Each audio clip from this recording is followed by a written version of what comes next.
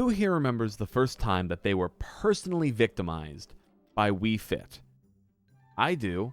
I was about, I want to say, 9 years old, 10 years old, and I stepped on that Wii Fit Balance Board. I have one here for a prop. I stepped on this thing, and it told me I was obese.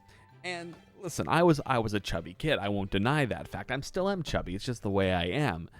But that shit hurts, you know? However, this video isn't about that. It's just sort of a thing to draw you in, to get you fired up, thinking about how angry you were with Wii Fit. There was this sort of amazing time in video game history where all of these different game companies were sort of obsessed with physical items or new novel ways to interact with games.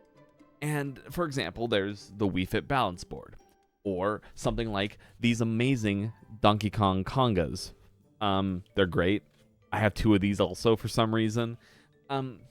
Or a personal favorite of mine actually is the Pokemon Pokewalker that came with Heart Gold and Soul Silver.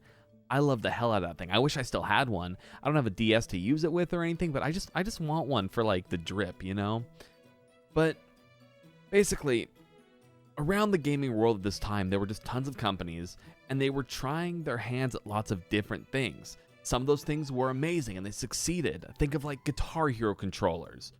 And some failed horribly. Think about the, I don't know, Xbox Kinect. It was cool, it was novel, but God, it did not work at all. But I absolutely love those little random objects, those little novel ways of interacting with the world around us. And I'm a collector of things, of little novel things. And so I wanted to make this video to talk about those little novel things. Hi, if you don't know me, my name's Andy and I do things. And I realize that a lot of my videos, either scripted or unscripted, this is the latter, so apologies for my ums and uhs, but a lot of my videos tend to have a call to action in them, or they're trying to make a point. And to be honest, making those videos gets kind of old because I have to be angry or really passionate about something, and I guess I am passionate about this. But in this case, I just want to share something with you that brings me a lot of joy. So that's all this is. Nothing serious, nothing crazy, just a little dose of my joy that I want to share with all of you out there. So basically, I'm splitting this video up into a couple different categories, different eras of novelties in gaming. The kind of effects they had in the world, what they are, what they did, and why they exist.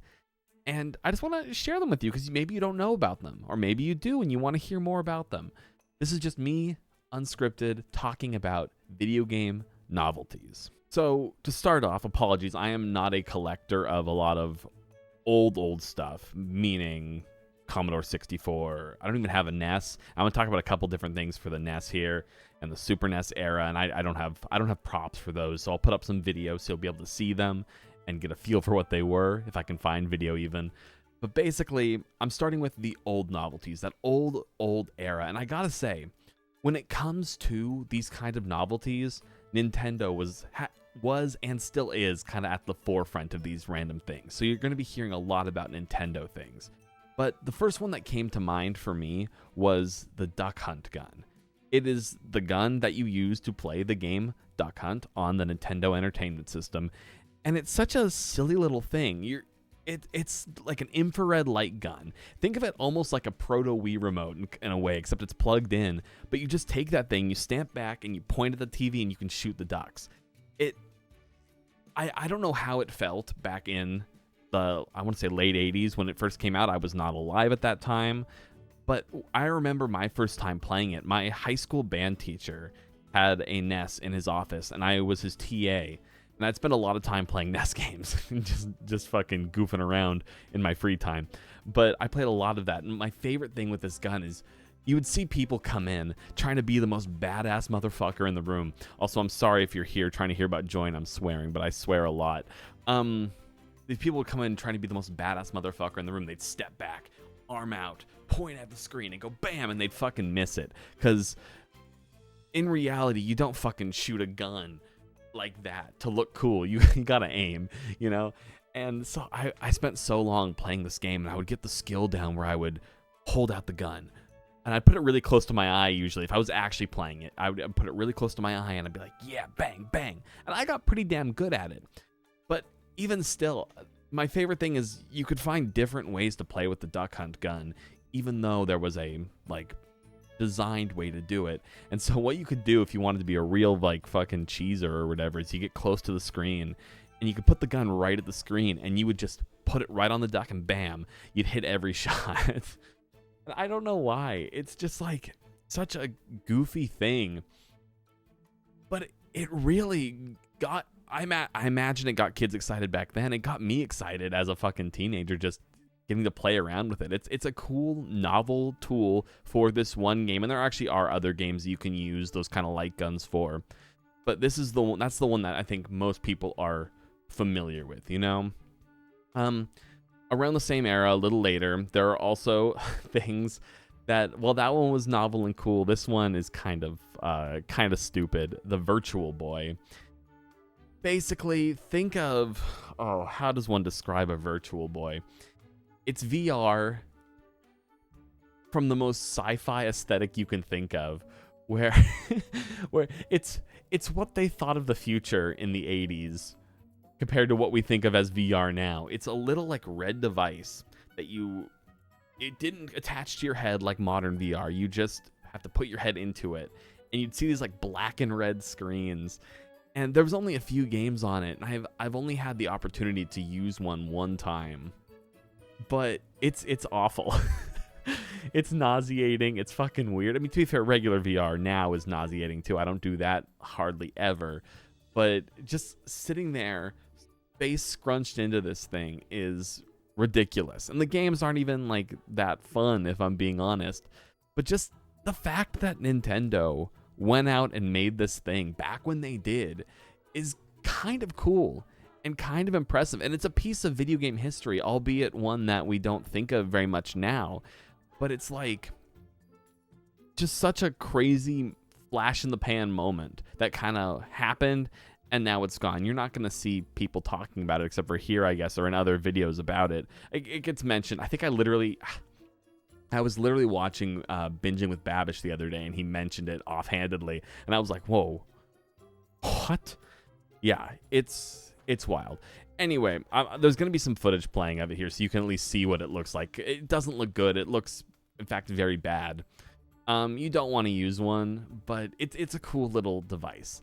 Actually, you know what? I take that back. If you get the opportunity to use a Virtual Boy one time, do it. Just to say you did it. This next novelty, and also it's going to be the last one of the old novelties era, is one that I was first introduced to. This is going to be me playing 6 Degrees of Kevin Bacon or 6 Degrees of Separation with this device, because I've actually never used one. I've never seen one in person.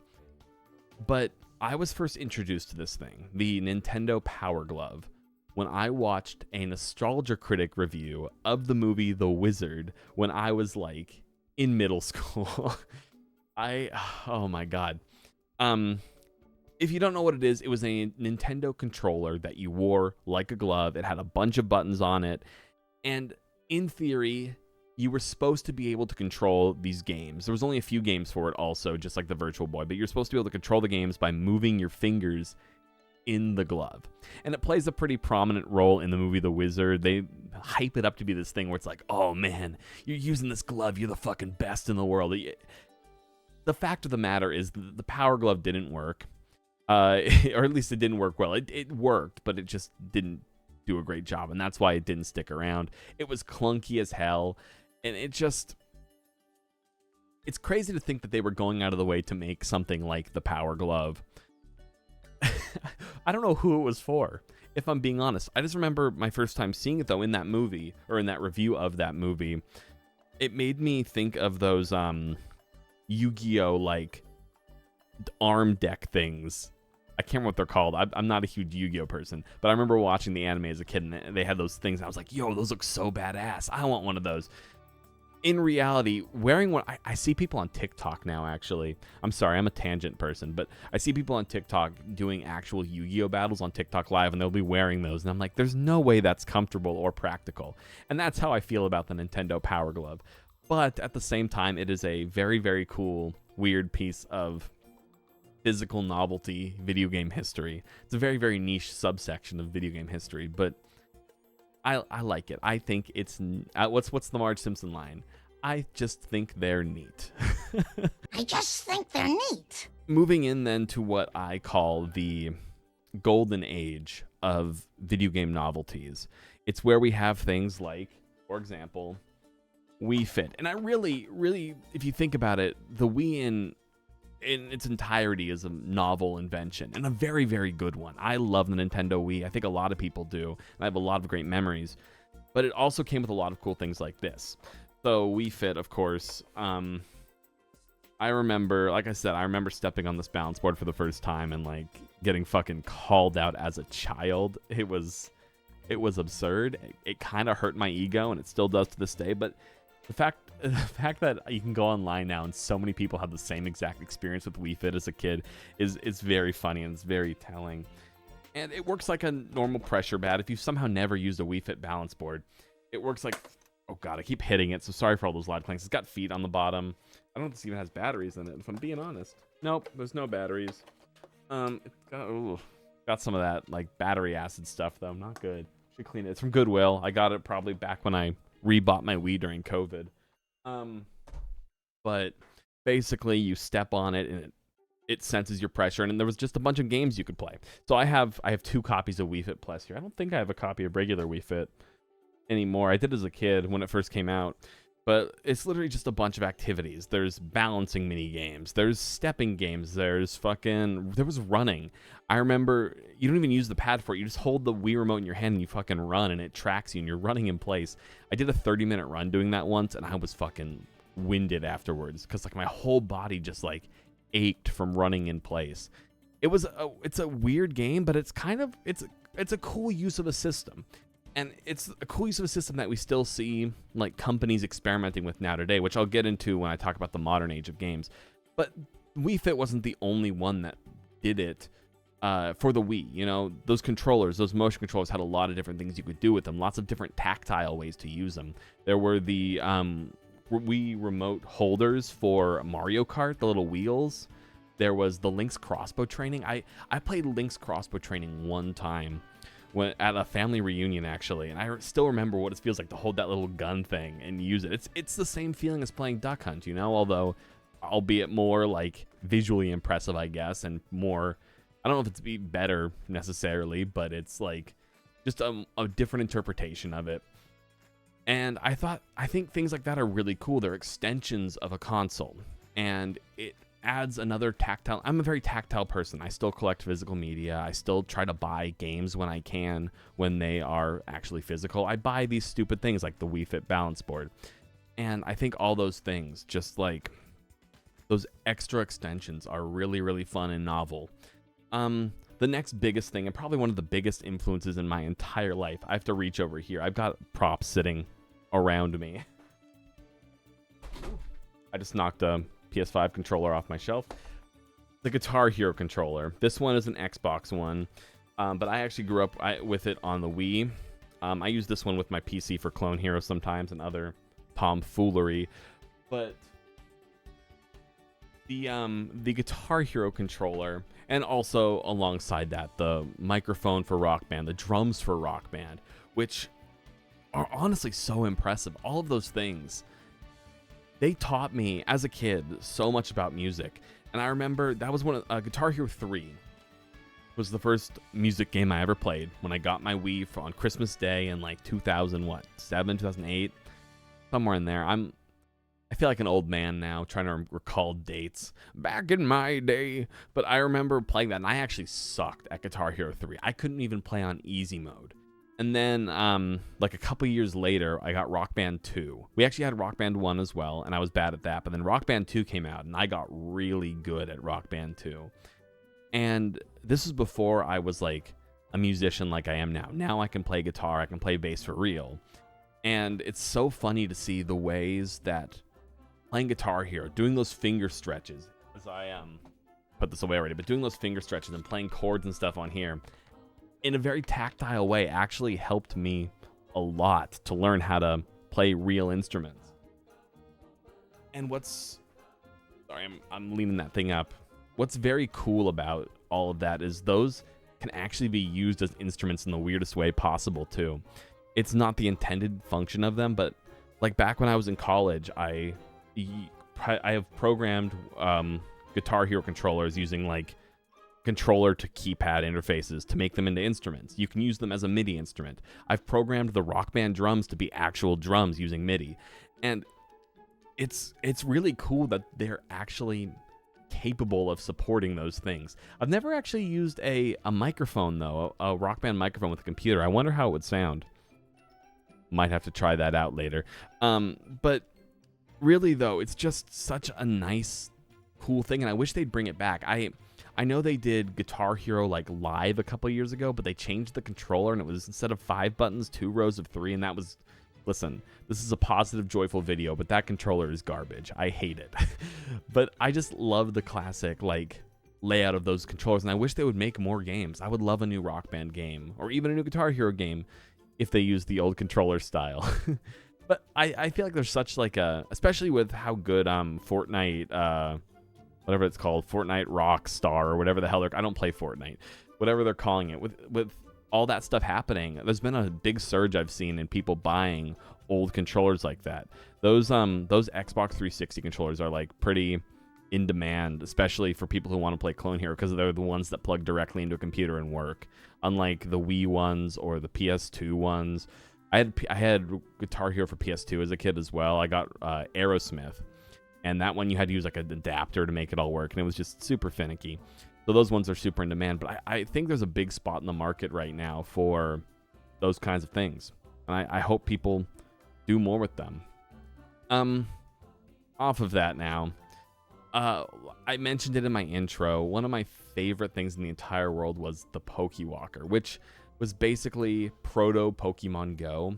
It was a little like, what are those called?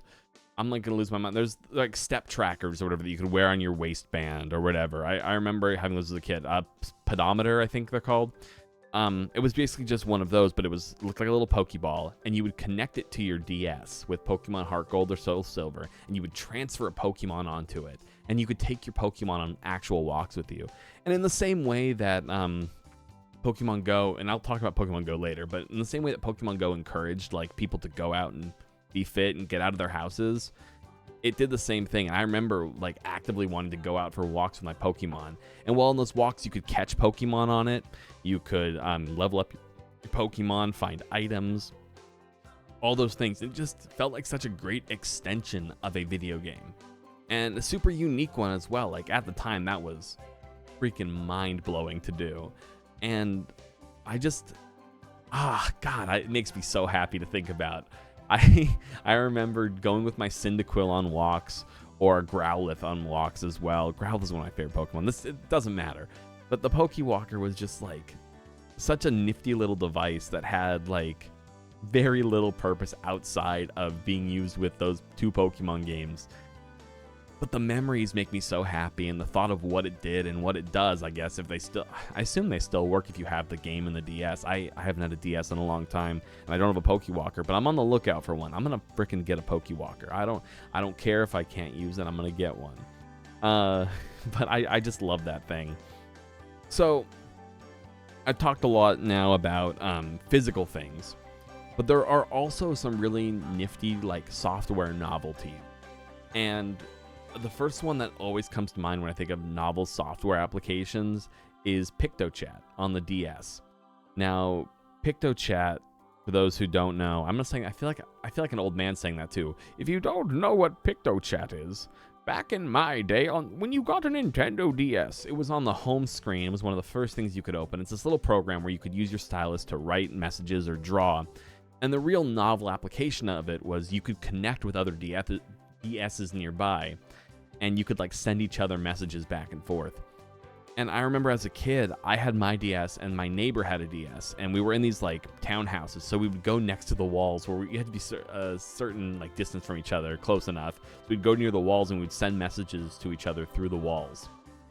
And it's like you hear stories. Again, I didn't grow up in the 80s. This feels weird for me to say, but you hear stories of like, oh, using walkie-talkies to talk with your friends. They do it in Stranger Things. They do it in books I've read, stuff like that of like, oh, we had walkie-talkies so we could talk to each other from a ways away. This was like my walkie-talkie. You could boot that thing up and connect with someone. And this was before I even had a phone. We would just connect on PictoChat.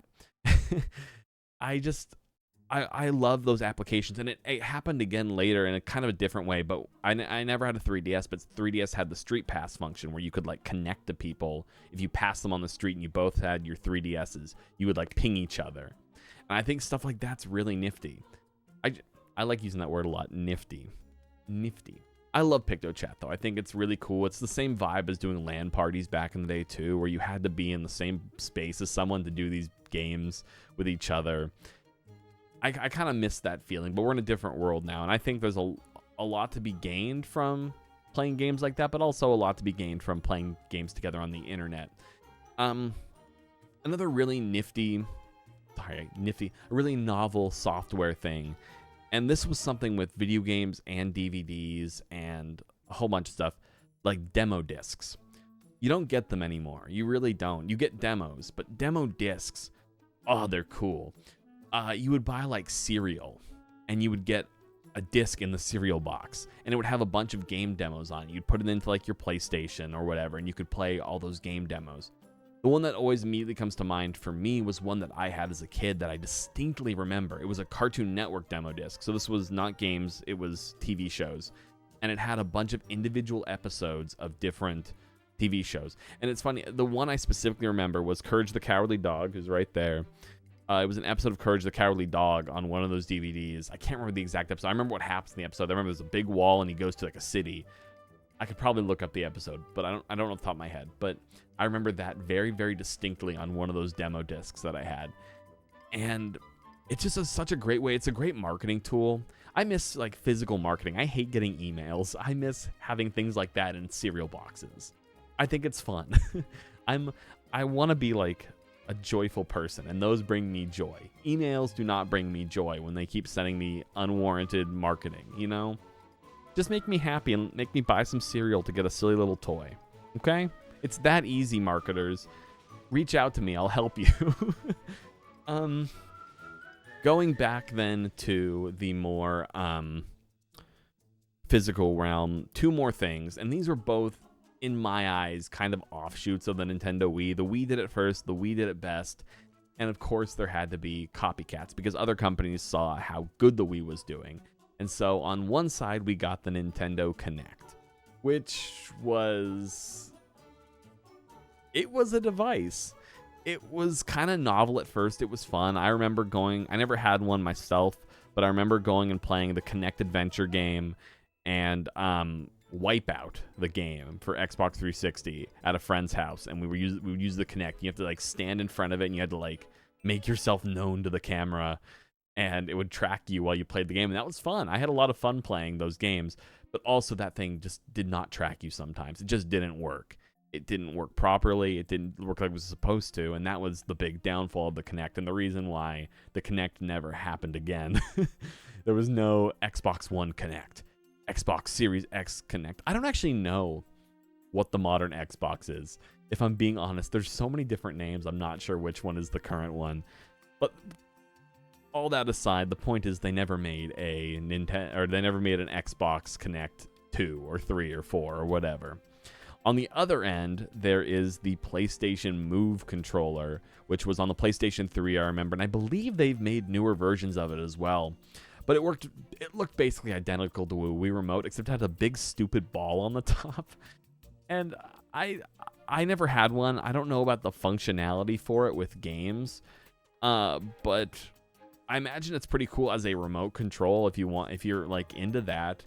But I feel like it wasn't integrated the same way that like the Wii remotes were into the games on the consoles. So it never quite made the same splash as a Wii remote did. And that's just the way it was. I don't have any like negative feelings towards the PlayStation Move. It just is a thing and it looks kind of goofy. So that is... Oh wait, I almost forgot. The DK Bongos, the Donkey Kong Congas, whatever they are. The game is Donkey Konga, But these are bongos though. Weird. So I have 2 sets of these, but the weird thing is I don't actually own Donkey Kong or any of those games that actually use them. I use them for memes, but like I have them. They're kind of nifty. They're fun. They're just like they're a weird tactile controller. There's 2 buttons on the top of each of them, and there's a button here, and they also have a microphone on them that like it's covered in here, but in the game you would like clap, and you'd clap over the middle of it, and it would like track that. And I think it's really, people talk about how they don't want to have single-use devices in their house. This is like the definition of a fucking single-use device, and I have 2 of them. I'm a freak. I just think they're really fun. I love the tactile nature of them. They're super unique, and you can't really use them for anything anymore. I bet I could plug them in with something and maybe make them work with I've made them work with my computer, but I wonder if I could like play Smash Bros with them or something stupid like that. Who knows? It's something to try. But they're silly. They look really silly, but at the same time, they make me so like immensely happy to have. Just to have around as a thing I can show off. It'd be like, yeah, this is a part of gaming history. They made this. In the same way that there's that horrifying, this is another novel thing. I don't have one of these. There's that horrifying GameCube controller that they made for, I want to say, Phantasy Star Online that has a full QWERTY keyboard on it. I don't know why. I don't know how they made that thing. I'll put up a photo of it here, but I don't know what their thought process was with that. But they made it. It exists, and I don't see any use for it now. But it's crazy. So moving on then to the modern age of novel gaming devices. I've mentioned it before. I mentioned already Pokemon Go was incredibly novel, and it still exists right now. I don't play it anymore, but man, people talk about how like 2017 was the year of world peace because everyone was going outside and playing Pokemon Go. And having been part of that craze, it was a very true experience. I remember walking around my neighborhood and I would bump into people I've never seen before and strike up conversations because we were just all playing Pokemon Go. We'd converge on these local gyms and just play the game together. And it really brought so much joy to the world. It's crazy that the game didn't manage to stick around the way it did. I understand why. I mean, first off, COVID kind of smack dab in the middle there made it a little hard to play Pokemon Go. And they implemented amazing stuff into the game to make it so you could actually play the game from home still, which is cool. And I really appreciate the game devs for that. But it never has been quite the same as it was during that summer. It was another, like I said, flash in the pan thing. And a super cool one at that. And it's a very novel way to get people out of the house. It was a really nice next step from the Pokewalker because it kind of followed along the same stuff. It would track your walks. You could walk your Pokemon with you. And yeah, it was great. It was great. I loved Pokemon Go, especially in its heyday, when it felt just new and fresh and funky and cool. I've been talking about Nintendo a lot, so the final physical thing that I actually have here, I got to reach over and grab. Ring Fit Adventure. This is like the next generation of Wii Fit. I'm gonna open this thing live on video. I haven't opened this in a while. I'm missing the leg piece for it, I think. But Ring Fit, if you don't know, looks like this. It's a ring. It was an exercise RPG. And this was your controller. You put your Joy-Cons into here, and you put one on your leg into like a leg holder, and it would track your movements. And so to fight in the game, you'd do like workout. Shit like this. Yeah. Yeah. And it's cool as hell. I loved Ring Fit Adventure. I never beat it, but it was actually pretty hard too. But just it's another tactile controller and an interesting way to get people to keep moving while playing games. And I talk about this sometimes when I'm streaming, but when I played the Wii at my dad's house, we were required to stand up while playing. He made us stand up. And so I kind of always had that mindset growing up of like, oh, I got to be moving while playing games. I can't just be sitting sedentary. And so I kind of appreciate things like that. Things like Wii Fit or Ring Fit that get you moving while playing games. It's one thing I actually really enjoy about VR. I did VR workouts for a while until I fucking bashed my hand into like a windowsill and like really injured it. So things like that they keep you moving, I do appreciate a lot. Then there is one of, I think, the best things to happen in gaming in the last 5 years. Astro's Playroom. Not Astrobot, but the precursor to Astrobot and the sequel to the earlier Astrobot stuff, Astro's Playroom, the free demo for the PlayStation 5.